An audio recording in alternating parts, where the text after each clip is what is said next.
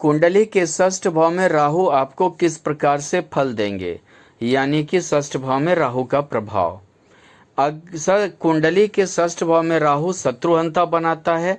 चाहे कोई भी विधि हो, सही हो या गलत हो, अपने शातिर दिमाग से शत्रु को परास्त करने के पीछे लगा रहता है। केस मुकदमा लड़ने में माहिर होता है। यानी समझिए कि वो चाहे कोई भी विधि हो, गलत हो, सही हो, शातिर दिमाग से हमेशा वो अपने शत्रु को परास्त करने का योजना को बनाते रहता है। और ये समझिए कि वो चाहे कोई भी विधि हो, नीचे दृष्टिकोण से सोचे। यहाँ थोड़ी सी एक गलती हो गई है। द्वितीय के जगह षष्ठ भाव में राहु स्वार्थीपन लाता है। व्यक्ति अपना फायदा ज्यादा देखता है, उसके अंदर सेवा की भावना नहीं रहता, क्रूर भी रहता है। यानी समझिए अगर आपका वो सेवा भी कर रहा है तो उसमें के अंदर जरूर कुछ ना कुछ एक स्वार्थ रहता है। दूसरी भी चीज़ होती है कि थोड़ा सा एक क्रूर होता है, यानी कि वो जैसे अपना ज़्यादा वो देखता है और स्वार्थीपन के कारण मतलब ये समझिए कि वो दूसरे की हानि भी पहुंचाता है। आसान तरीके से पैसा कमाना चाहता है, जोखिम लेने से नहीं डरता है, जिसकी वजह से जेल भी जाता है, कई केस मुकदमा भी रहता है। हर चीज़ में वो खोजता है कि आसानी से हमें पैसा मिल जाए, आसानी से हम पैसा कमा लें, जोखिम लेने से नहीं डरता है, थोड़ा सा निडर प्रवृत्ति का होता है। अगर जेल भी जाए, केस मुकदमा भी हो जाए तो उसके लिए वो ज़्यादा परवाह नहीं करता। अगर राहु प्रतिकूल हो तो आपराधिक प्रवृत्ति का भी होता है, काम में स्थिरता नहीं देता, अगर तकनीकी कार्य करे तो सफलता भी देता है। अगर राहु अनुकूल नहीं है, प्रतिकूल है कुंडली में, तो आपराधिक प्रवृत्ति का बनाएगा, काम में स्थिरता नहीं देगा, कभी ये काम कभी वो काम, ये काम छोड़कर वो काम करने लगना, कई तरह के काम में बदलाव ले आता है।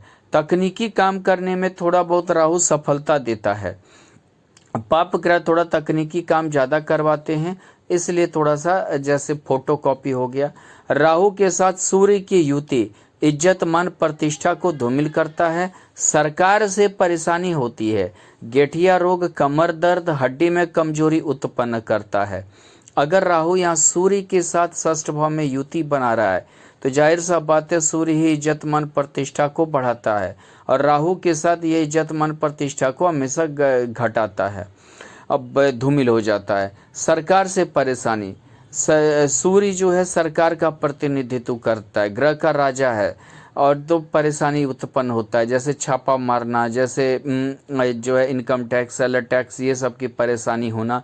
गठिया रोग देता है, कमर रोग देता है, हड्डी में रोग देता है। राहु के साथ चंद्रमा की युति माता को रोग, विक्षिप्त, मिर्गी रोगी, कायर, फेफड़े में पानी होना, लंग्स की समस्या, कर्ज के योग, जमीन जायदाद खरीदने में लफड़ा होता है। अगर राहु के साथ चंद्रमा की युति षष्ठ भाव में है, निश्चित माता को रोगी बनाएगा, विक्षिप्तपन भी आपके अंदर रहेगी, मिर्गी रोगी आप हो सकते हैं, कायर हो सकते हैं, फेफड़े, लंग्स वगैरह में पानी की समस्या हो सकती है, कर्ज के योग भी बनेंगे, जमीन जायदाद में लफड़ा होगा। षष्ठ भाव में राहु और मंगल की युति जिद्दीपन, छोटे छोटे बातों पर लड़ने वाला, क्रूर स्वभाव, संघर्षशील, विषम परिस्थितियों में लड़ने वाला, मेहनती, रक्तचाप यानी कि ब्लड प्रेशर की समस्या से युक्त होते हैं। अगर षष्ठ भाव में राहु और मंगल की युति है तो आपके अंदर जिद्दीपन रहेगा, छोटे छोटे बातों के लिए आप लड़ने के लिए तैयार हो जाइएगा। क्रूर स्वभाव के होंगे आप, यानी कि समझिए कि आपके अंदर दया की भावना कम रहेगी। संघर्ष, लेकिन संघर्षशील व्यक्ति होता है, विषम परिस्थितियों में भी लड़ने वाला होता है, यानी कोई भी परिस्थिति हो हार नहीं मानने वाला होता है, मेहनती होता है। राहु के साथ बुध की युति चालाक, स्वार्थी, अपने काम से मतलब रखने वाला, समझौतावादी, सेवा का ढोंग करने वाला, कार्य के लिए प्रयासरत, धनी होता है। अगर राहु के साथ बुध हुआ तो आप चालाक होंगे, स्वार्थी होंगे, अपने मतलब का काम करने वाले होंगे, समझौतावादी इंसान होता है, यानी कि ये समझिए कि वो समय देख कर काम करता है। सेवा का ढोंग करने वाला होता है, कोई सेवा की भावना नहीं रहती है लेकिन ढोंग बहुत ज़्यादा करता है। कार्य के लिए, हर कार्य के लिए प्रयासरत होता है लेकिन धनी भी होता है। षष्ठ भाव में राहु और गुरु की युति यानी गुरु चांडाल योग, पूर्वजों की बेइज्जती कराने वाला, काम में जोखिम उठाने वाला, धर्म का ढोंग करने वाला, संस्कार विहीन, पेट पित्त गुर्दा रोगी होता है। अगर षष्ठ भाव में राहु और गुरु की युति है तो यानी गुरु चांडाल दोष जिसे कहते हैं, यानी पूर्वज जो हुआ उसकी बेइज्जती आप कराने वाले होंगे, यानी अपने खानदान का नाम डुबाने वाले भी हो सकते हैं। काम में जोखिम उठाने वाले होंगे, धर्म का ढोंग करने वाला होगा, कोई आपके अंदर धर्म की भावना नहीं होगी लेकिन ढोंग जरूर कीजिएगा। संस्कार विहीन होगा, संस्कार आपके अंदर होगी नहीं। पेट पित्त गुर्दा रोगी भी आप हो सकते हैं, डायबिटीज भी गुरु देता है।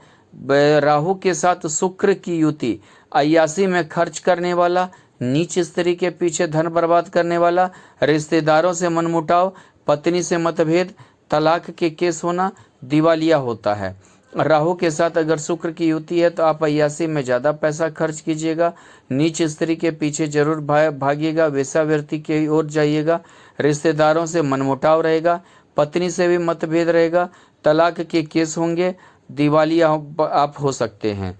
यानी कि इतना आप खर्च अय्यासी में कर दीजिएगा कि आपके पास कुछ बचेगा नहीं। अगर आपने लोन तोन ले लिया है तो आपको दिवालिया घोषित, यानी कि ऐसे भी आप दरिद्र होइएगा।